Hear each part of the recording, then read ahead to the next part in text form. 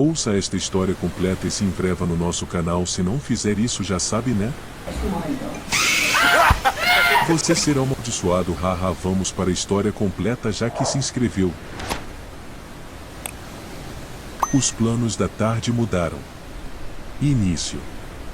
Dick ficou feliz quando deixou sua filha, a pequena Nell, em uma festa de aniversário. Já fazia um tempo que ele não se sentia à vontade para deixá-la em algum lugar. Agora ele tinha uma tarde de sábado sem filhos, repleta de possibilidades infinitas.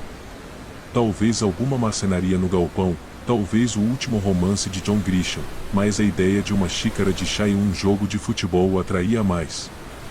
Dick destrancou as duas fechaduras da porta da frente e colocou o código para desligar o alarme. Ao atravessar a sala e entrar na cozinha, teve a estranha sensação de que alguém havia entrado na casa. Ele parou e escutou. O ar-condicionado ligou. Dick prendeu a respiração e depois riu. Nada estava fora do lugar. Foi apenas uma sensação. Dick se perguntou se as memórias eram como fantasmas e voltavam para assombrá-lo quando a vida estava indo bem. Ele afastou essa ideia assustadora e juntou sua xícara, pires e a caixa de madeira que continha sua coleção de chá. Dick abriu a água, encheu uma chaleira e pôs para ferver. A mãe de Dick era inglesa e, embora sua ex-mulher nunca se juntasse a ele, Dick se sentia reconfortado com uma xícara de chá da tarde acompanhada de alguns biscoitos. Ele abriu a despensa, esperando encontrar algo doce. Uma caixa de biscoitos novinha em folha estava aberta e em uma prateleira diferente. Dick pegou. Ele encolheu os ombros. Nell deve ter mexido neles. Ele olhou ao redor da cozinha e caminhou de volta para a sala de jantar observando os detalhes de seu entorno. Novamente, nada estava fora do lugar, exceto os biscoitos. Biscoitos. Talvez eu esteja enlouquecendo, pensou Dick e riu de sua própria piada. Não. Aquele sentimento inquietante ainda estava lá. Ele disse a si mesmo, o alarme estava ligado e ninguém tinha a chave de sua casa, nem mesmo um vizinho ou amigo. Ele não se sentia tão inquieto desde que sua ex-esposa foi enviada para uma instituição mental, 6 meses atrás, por tentativa de homicídio. Dick acomodou-se no sofá e pensou, a casa está tão silenciosa sem a pequena Nell, tão silenciosa e vazia. Dick teve vontade de aumentar o volume do jogo de futebol para quebrar o silêncio. A partida foi interrompida por uma notícia de última hora. A cena era caótica com um grande prédio em chamas, bombeiros e sombras de pessoas reunidas em grupos. O repórter afirmou, parte do sanatório teve que ser evacuado 1 hora atrás, quando o fogo não pôde ser apagado por extintores de mão. Ainda não há informações de como o fogo começou. Após uma contagem, a administração do hospital afirma que 3 pessoas estão desaparecidas, 2 internos e um funcionário. Os olhos de Dick se concentraram nas palavras que passavam na parte inferior da tela. Ele leu o Apple Park Sanitarium, nomes de pessoas desaparecidas retidos. Dick deu um pulo como se tivesse sido espetado por um alfinete. Sua boca ficou seca. Seu pulso latejava em suas veias e sua respiração vinha em rajadas curtas. Ele estendeu a mão para o braço do sofá para se firmar e fechou os olhos. Ele não precisava ver as identidades das pessoas desaparecidas. Ele tinha certeza de que um deles era sua ex-esposa Jane. Dick congelou. O terror frio estava se infiltrando em seu peito. Ele queria entrar em ação, mas seus pensamentos estavam confusos com o que fazer primeiro. Dick respirou fundo. Mantenha calma, disse a si mesmo. Talvez ele estivesse errado. Talvez tenha sido uma coincidência. Ele decidiu proteger a casa primeiro, depois ir buscar Nell e chamar a polícia. Ele estava exagerando? Não. Ele sabia por experiência anterior que era melhor errar por excesso de cautela. Atrás dele, a porta de seu escritório se abriu com um rangido e um cheiro familiar encheu a sala. Baunilha. Dick costumava gostar das loções e sabonetes perfumados de Jane, mas agora o cheiro o deixava enjoado. A baunilha estava lutando com um cheiro de fumaça e cinzas pelo faturamento superior. Olá, Dick, Jane disse. A voz dela soava como a de uma criança ferida, mas ainda fazia suas pernas quererem correr. Ele se virou para encará-la, endireitou as costas e a olhou nos olhos. Ele não a via desde o julgamento há 6 meses e era difícil ver as mudanças em sua aparência. O cabelo ruivo normalmente liso de Jane era crespo e quebradiço. Seus lábios estavam sem sangue e seus olhos eram planos e sem emoção como um tubarão. O uniforme hospitalar amarelo que ela usava desbotou sua tez e havia manchas pretas em suas mãos e joelhos. Ela não se parecia mais com sua jovem noiva encantada. Na verdade, ela havia mudado tanto que em qualquer outro lugar ele poderia não tê-la reconhecido.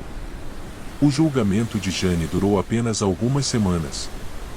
4 psiquiatras especialistas concordaram que Jane não era sã o suficiente para ser julgada, porque ela não conseguia diferenciar entre o certo e o errado ou porque quebrar a lei tinha consequências.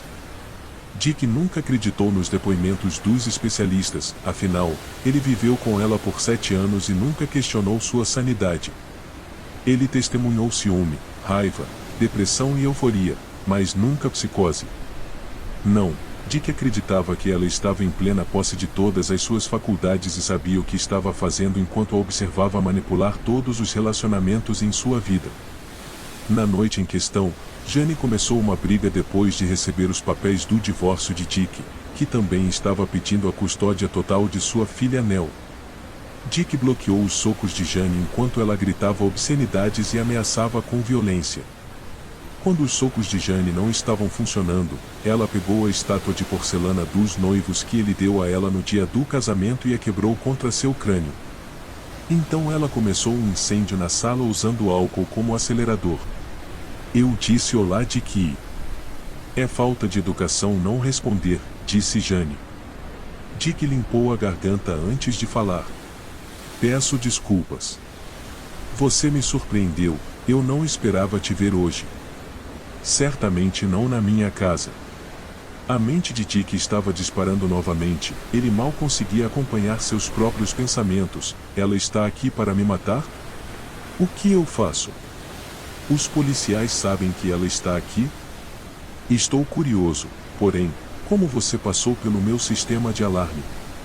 Oh, eu adquiri algumas novas habilidades naquele lugar horrível, mas eu tinha que sair de lá.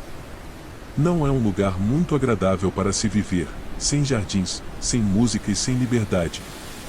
Não como você saberia, já que você nunca veio me ver. Bem, tenho estado ocupado desde que você tentou me matar, ações que me levam a acreditar que você não gostaria que eu visitasse. Como você começou este incêndio?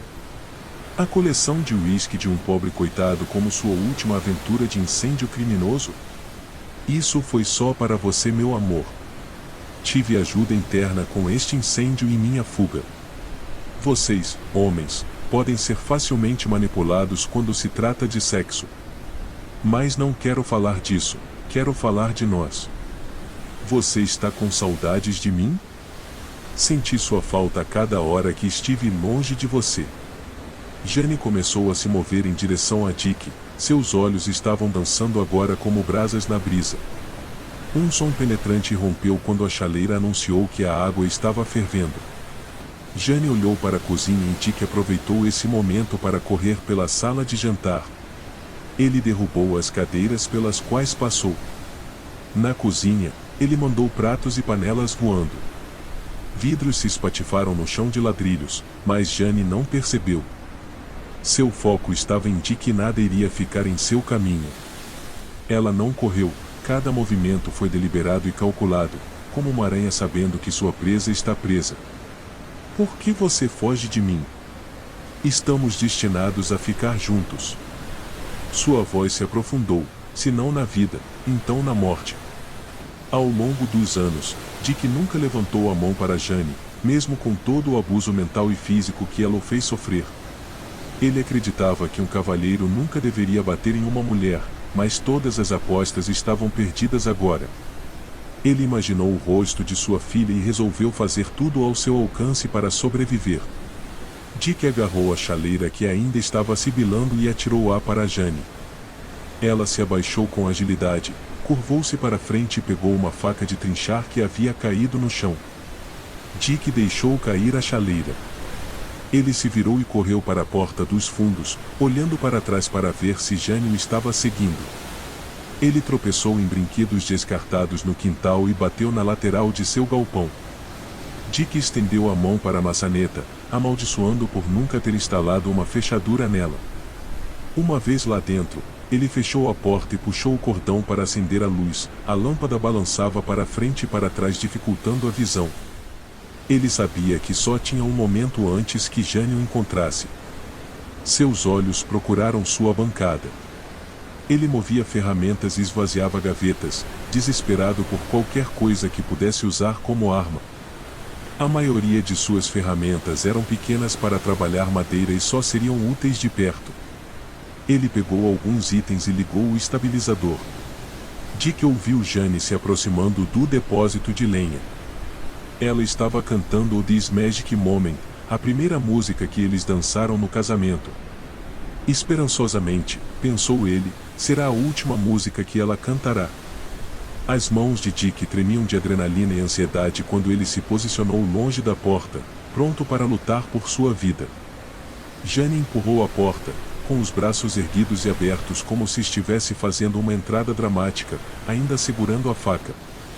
Oh, Dick, pare de lutar contra isso. Você ainda me ama, eu sinto isso. Nosso amor não pode ser extinto. Estamos ligados pela eternidade, você e eu. Eu não te amo, já amei uma vez. Agora só sinto tristeza pela Jane que sumiu. Tudo o que resta é uma cadela psicótica que ninguém poderia amar. Jane gritou de raiva. Dick equilibrou seu peso com os joelhos ligeiramente dobrados. Ele estava observando cada movimento de Jane, esperando a oportunidade de se defender. Mesmo lutando por sua vida, ele não conseguiu dar o primeiro passo. Em algum lugar de seu coração havia uma pequena pitada de amor pela mulher com quem escolhera passar a vida. Ela investiu contra ele com a faca levantada, saliva voando de sua boca, seus olhos selvagens como uma fera predatória. A faca nunca atingiu o peito de Dick. Ele girou e baixou o martelo contra o braço dela. Houve um estalido alto. Jane gemeu em agonia. Ela deixou cair a faca e embalou seu braço inútil contra seu corpo. Sem parar um segundo, Dick balançou a outra mão segurando um pé de cabra, esmagando-o contra a têmpora direita dela. Jane desabou no chão coberto de serragem. Um pequeno gemido escapou de sua boca e então ela ficou silenciosa e imóvel. Dick largou suas armas improvisadas, agachou-se, cobriu o rosto com as mãos e balançou para frente e para trás. Seus ombros tremiam. Soluços guturais saíram. Seu peito estava cheio de angústia. Ele havia tirado uma vida e não qualquer vida, a mãe de seu filho estava morta por suas mãos. O cheiro de madeira e verniz sempre o lembraria desse momento? Jane gritou de dor enquanto levantava o braço ferido. O som não se parecia com nada que Dick já tivesse ouvido e ficaria gravado em seu cérebro a partir daquele momento. Ela agarrou o cabelo de Dick e puxou seu rosto para perto do dela. A lateral de seu crânio estava estilhaçada e sangrando, e faltava um pouco de carne em sua bochecha. Dick sentiu um furo em seu lado. Jane encontrou a faca e esfaqueou seu abdômen. Ela puxou-o para fora e ia atacar novamente. Ela estava tentando falar, mas nenhuma palavra saiu, apenas sangue pingando de sua boca. Dick estendeu a mão sobre a bancada de ferramentas, procurando cegamente por qualquer coisa quando sentiu o calor irradiando. Ele pegou sua ferramenta de queima de madeira e enfiou no olho de Jane. O braço bom de Jane largou a faca e balançou no ar como se estivesse tentando obter alguma força invisível que parasse sua dor. Seu corpo se contorceu no chão incapaz de processar além de cada segundo excruciante. Seu grito, uma vez ensurdecedor, parou, junto com seu coração. O cheiro de carne queimada e metal forçou Dick a rastejar para fora do depósito de lenha. Ele vomitou e vomitou por alguns minutos, até que não havia mais nada, nem mesmo ácido estomacal para sair. A adrenalina ainda corria em suas veias e Dick se sentiu tonto e tonto como se tivesse tomado muitos shots de tequila. Ele pressionou a mão contra a ferida para diminuir o sangramento. Com os olhos turvos, ele cambaleou de volta para sua casa, mas só conseguiu chegar à cozinha, onde desmaiou. O chão de ladrilhos parecia frio contra sua pele febril. Tinha acabado. Nell estaria segura. Ele não conseguia imaginar como explicaria como a mãe dela morreu, talvez alguma versão da verdade quando Nell fosse mais velha e capaz de lidar com isso. Nesse momento, ela era uma criança curtindo a festa de aniversário de uma amiga. Assim como ele deve ser.